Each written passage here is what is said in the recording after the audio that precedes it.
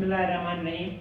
आज हमारा जो टॉपिक है वो है biochemistry, chapter number 1 biological molecules का जो पहला टॉपिक है वो हमारे पास है बायोकेमिस्ट्री। पहले बायोकेमिस्ट्री होती क्या है वो हम पहले डिस्कस करेंगे। तो बायोकेमिस्ट्री हमारे पास दो लफ्जों का एक कॉम्बिनेशन है, bio meaning life, bio meaning life, और दूसरा हमारे पास है केमिस्ट्री। केमिस्ट्री का क्या मतलब होता है? केमिस्ट्री का मतलब होता है केमिकल्स। हम मतलब जब भी केमिस्ट्री सुनते हैं तो हमें हमारे दिमाग में जो आता है, फर्स्ट थॉट आती है वो आती है केमिकल्स की। तो केमिस्ट्री का मतलब हम यहाँ पर लेंगे केमिकल्स। तो कंबाइनली अगर हम इसको देखें तो इसका क्या मतलब बनता है कि लाइफ से जुड़े हुए जो हमारे पास केमिकल्स होंगे उसको हम बायोकेमिस्ट्री में स्टडी करेंगे। यानी कि इसकी हम प्रॉपर डेफिनेशन बना सकते हैं कि द ब्रांच ऑफ, ये जो ब्रांच है ये हमारे पास केमिस्ट्री की भी ब्रांच हो सकती है और बायोलॉजी की भी ब्रांच हो सकती है। अगर हम इसको कंप्लीटली अगर हम बायोलॉजी में स्टडी करें, यानी कि बायोलॉजी में अगर इसको हम लें तो हम कह सकते हैं कि द ब्रांच ऑफ बायोलॉजी, क्योंकि जो है ये हमारे पास केमिस्ट्री और बायोलॉजी है ना, ये हमारे पास इनडिसिप्लिनरी साइंसेज है। इनडिसिप्लिनरी साइंसेज का मतलब होता है कि ये सिर्फ अपने आप एक मतलब ब्रांचेस साइंस की नहीं है, ये दूसरे ब्रांचेस से भी जुड़ी हुई हैं। तो ये बायोलॉजी और केमिस्ट्री भी हमारे पास जो है ना इनडिसिप्लिनरी साइंसेज हैं, ठीक है। तो the branch of biology which deals with the study of chemical basis of life, chemical basis of life, यानी कि हम लाइफ को केमिकल्स यानी कि लाइफ केमिकल से कैसे जुड़ी हुई है उसको हम यहाँ पर बायोकेमिस्ट्री में स्टडी करेंगे, ठीक है। तो बायोकेमिस्ट्री जो है ना बहुत ही इंपॉर्टेंट बायोलॉजी की ब्रांच है, जो इसको हम जो है ना एक वर्ड इस्तेमाल करते हैं बायोकेमिस्ट्री के लिए कि ये हमारे पास है backbone, backbone of medical sciences, of medical sciences, जिसका मतलब ये है, बैकबोन में क्या मतलब होता है, एक मतलब मुहावरा आपके लिए होता है।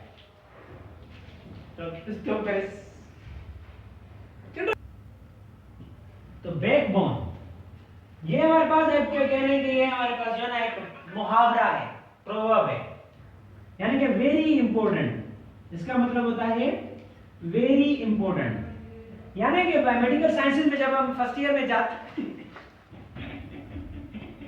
अरे यार, यानी कि वेरी इंपॉर्टेंट, यानी कि अगर हम फर्स्ट ईयर मेडिकल साइंसेज में अगर हम देखें, जब हम जो है ना यूनिवर्सिटी में जाते हैं मेडिकल साइंसेज के बुक पढ़ते हैं, तो पहला जो फर्स्ट ईयर में जो मोस्ट इंपॉर्टेंट जो सब्जेक्ट होता है वो बायोकेमिस्ट्री का होता है, ठीक है। तो इसीलिए हम इसको बैकबोन ऑफ मेडिकल साइंसेज भी कहते हैं। अगर इस पर हम बात करें तो लंबी जो डिस्कशन हो जाएगी, लेकिन हम यहाँ पर भी अपने यहाँ पर हम अपने आप को रोकते हैं, ठीक है। मतलब फर्स्ट ईयर की लेवल है इसीलिए। उसके बाद पर्पसेस आ जाते हैं कि बायोकेमिस्ट्री की क्या पर्पसेस हैं। वैसे तो बहुत सारे पर्पसेस हैं, लेकिन बुक में जो दिए गए हैं वो हमारे पास 3 है, उनको सम अप किया गया है, ठीक है। पहला जो हमारे पास है वो है gives information about all the processes carried out in a living cell, यानी कि लिविंग सेल में जितने भी मतलब केमिकल्स से जुड़े हुए जितने भी हमारे पास प्रोसेसेस हो रहे हैं वो बायोकेमिस्ट्री जो ना हमें इनेबल करती है कि हम उनको अंडरस्टैंड कर सकें। जैसे इंफॉर्मेशन न्यूक्लियस से जाती है साइटोप्लाज्म में फॉर प्रोटीन सिंथेसिस, ठीक है। यहां से हम अंदाजा लगा सकते हैं, ये हमारे पास छोटा सा मतलब जो बायोकेमिस्ट्री जो सेल में चलती रहती है उसका छोटा सा यूनिट है, उसको हमने एग्जांपल के तौर पर ले लिया है कि न्यूक्लियस से इंफॉर्मेशन साइटोप्लाज्म में जाती है किस तरह जब हमारे पास एमआरएनए बनता है, ठीक है। एमआरएनए बनता है और डीएनए से जो है ना इंफॉर्मेशन ट्रांसक्रिप्ट होती है, ट्रांसक्रिप्शन इंफॉर्मेशन हम उसके बाद में पढ़ेंगे, लेकिन यहाँ पर हम अगर आपको पता है तो जरूर बताना चाहिए, ठीक है। तो न्यूक्लियस से साइटोप्लाज्म में जो है ना जो इंफॉर्मेशन कैरियर होता है और हमारे पास एमआरएनए होता है, यानी कि यहाँ पर भी एक केमिकल्स हैं, यानी कि एमआरएनए किस में पढ़ते हैं हम, बायोकेमिस्ट्री में पढ़ते हैं, ठीक है। ये हमारे पास हो गया एक छोटा सा स्कोप था। उसके बाद दूसरा जो पर्पस है कह ले, provide information about abnormal mechanism. देखिए अगर हम लिविंग सेल में प्रोसेसेस को स्टडी कर लें सही तरीके से, तो हम उनके किस तरह एबनॉर्मलिटीज आती हैं वो उनको भी स्टडी कर सकते हैं। यानी कि कोई एबनॉर्मलिटी जो है ना क्या केमिकल्स की वजह से आती है, मेटाबॉलिज्म सही सही तरीके से नहीं होती। अब मेटाबॉलिज्म सही तरीके से नहीं होगी सेल्स में, तो ग्रोथ कैसे होगी, एक एग्जांपल के तौर पर ले लें, ग्रोथ कैसे होगी, यानी कि केमिकल्स की मेटाबॉलिज्म जब सही नहीं होगी, यानी कि एबनॉर्मल मैकेनिज्म्स होंगे, तो जो है ना एबनॉर्मलिटीज आएंगी। और वो इंफॉर्मेशन हमें कौन देता है, बायोकेमिस्ट्री देता है, ठीक है। पहला जो पर्पस था वही तो था, दूसरे से रिलेटेड, कि अगर हम प्रोसेसेस को स्टडी कर लें तो हमें पता चल सकता है कि एबनॉर्मल मतलब जो है मैकेनिज्म्स क्या होते हैं।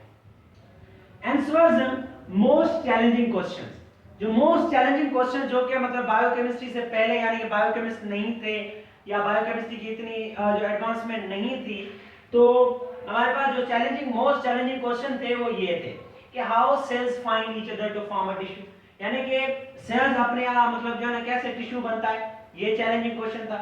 अगर हम बायोकेमिस्ट्री में डिस्कस करेंगे, ज्यादा डिस्कस करेंगे ना, तो इसका हमें जो है ना आंसर मिल जाएगा, लेकिन यहाँ पर हम सिर्फ इसको पढ़ते हैं कि मतलब कौन से जो है ना मोस्ट चैलेंजिंग क्वेश्चंस थे और उनका कैसे मतलब जो है ना जवाब मिला, कैसे जवाब मिला ये हम मतलब जो है ना जब बायोकेमिस्ट्री में अंदर जाएंगे तो हमें पता चल जाएगा, ठीक है। सेल्स की हम बायोकेमिकल स्टडी करेंगे तो उसके बाद mechanisms of mechanism of memory, यानी कि मेमोरी कैसे स्टोर होती है हमारे दिमाग में, ठीक है। साइनेप्सिस वगैरह ये हमारे पास बायोकेमिस्ट्री के एरियाज है। उसके बाद how is the growth of cells control, यानी कि सेल्स की जो ग्रोथ होती है वो कैसे कंट्रोल होती है। और what are the causes of cancer, यानी कि कैंसर के कौन से कितने कितने कॉजेज हैं और कौन से कॉजेज हैं, कार्सिनोजेंस वगैरह। तो ये हमारा टॉपिक था आज का। शुक्रिया।